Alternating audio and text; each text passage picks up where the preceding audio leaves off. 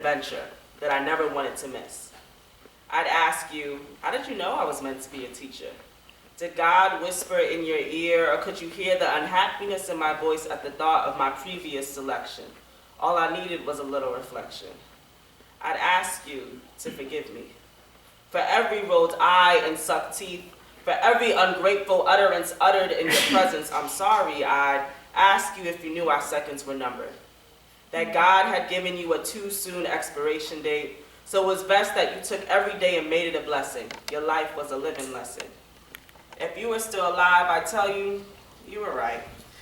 That guys, in fact, can be a waste of time, that water is good to me, that friends came and went, that God is still faithful, that God is still faithful, that God is still faithful.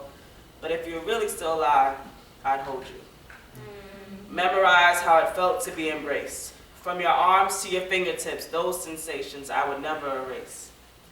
And I would try to replicate those same feelings with my children, because they'll never know your touch. Never know your laugh, your jokes, your God-fearing words of wisdom. My children will never know Granddad, Pops, Gramps, or whatever you would like to have been called. But I'll tell them about you.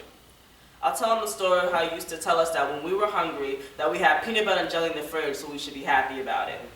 That you took me driving in your Mercedes at 13. That you were crazy enough to believe that I could go to boarding school on scholarship, and I did.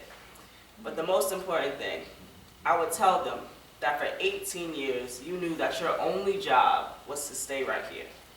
That Granddad wasn't no deadbeat. That he knew me from my birth to his grave, and that's a powerful thing to say. I feel your love every day, because that power can never fade away.